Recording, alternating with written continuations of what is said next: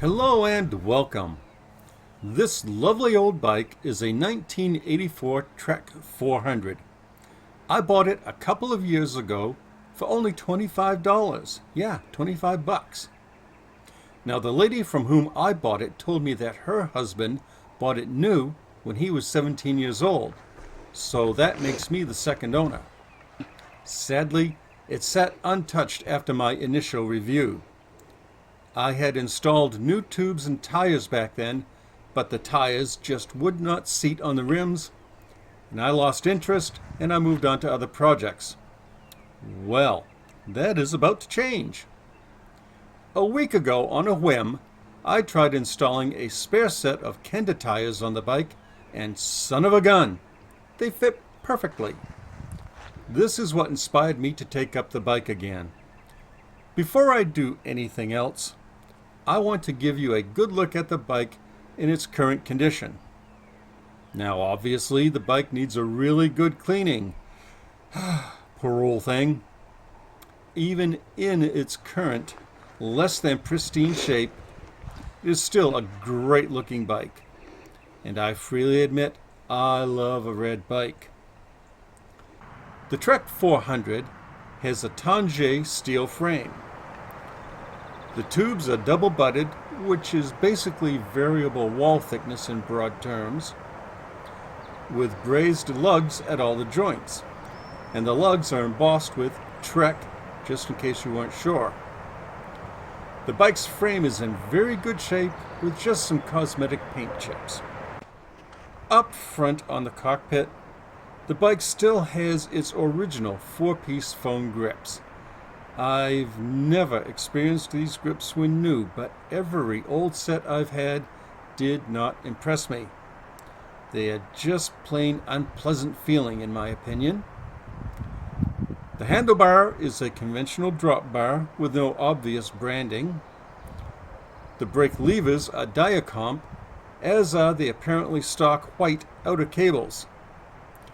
The once tanned brake hoods are frankly disgustingly filthy, and I'm going to assume that's just sweat and grease and nothing else.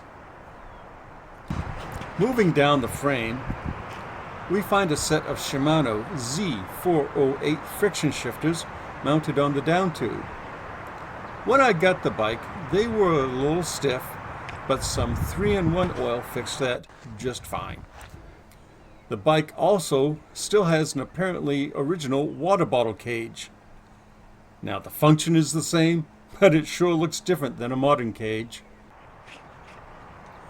The brakes, front and rear, are Diacomp side pole brakes. It is kind of tempting to dismiss side pole brakes in the light of modern linear pole and especially disc brakes. The thing is, these were once state of the art, and they are still perfectly functional. Plus, it doesn't take a lot of pull to activate them. You may also have noticed that the stock large front and rear reflectors are still in place. Kind of goofy looking, yet kind of retro cool. The wheels, front and rear, are double wall alloy with no visible branding. The hubs are Maillard, made in France. Interestingly, the brochure indicates that the stock wheels are Weinmann with a Maillard heliochromatic 6-speed hub on the rear. The heliochromatic was a short-lived and apparently trouble-plagued alternative that combines aspects of a freewheel with a hub cassette. The hubs were clearly labeled with a decal, and the freewheel and cogs assembly had a unique serrated lock ring. This hub has no decal, and the freewheel is clearly a conventional Sunrace 2-notch assembly. My best guess is that the wheels were replaced at some point. The drivetrain is a 2x6 setup. The front derailleur is a Shimano Z206 clamp mount. The cranks are Sakai CF alloys, 170 millimeters in length, with Sakai pedals. The chainrings are 52 40 tooth with modular mounting. Moving to the rear, The rear derailleur is also a Shimano, a Z205. The freewheel is a Sunrace 6-speed with a 14 to 28 tooth range.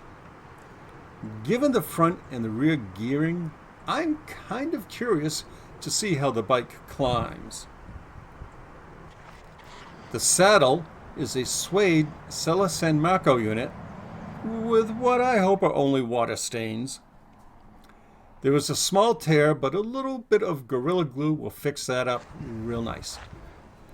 Interestingly, the brochure specs an Avocet saddle, so at some point the previous owner must have upgraded. There is conflicting information online about whether Avocet is still around. I may try looking around for a used Avocet. A pricey option, but really good looking, would be a Brooks B17. The 400 cleaned up really nicely. I started out with spraying simple grease on the greasy parts and then washing the bike with soapy water, a scrub brush, and a terry cloth rag to get into the corners. I used a Brillo pad on all the exposed shiny bits. The wheels took a little bit of extra work since there was a lot of brake rubber on the braking surfaces. I cleaned those up with soapy water and a green Scotch-Brite pad.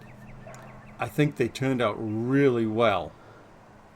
Now, as you can see, I got rid of those nasty foam grips and installed bar tape, which I need to rewrap since I'm terrible at that. As for the hoods, straight detergent and a lot of scrubbing removed the vast majority of the grunge from them. In fact, this bike turned out so well, I have decided to keep it.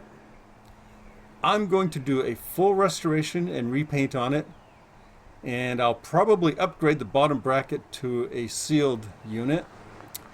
You know what? This is going to be fun. If you liked this video, please leave me a thumbs up. There is a link to my first look at the 400 below left, and a link to another video I think you will like below right. And as always, seriously, thanks for watching. I really do appreciate that. Goodbye and have a great day.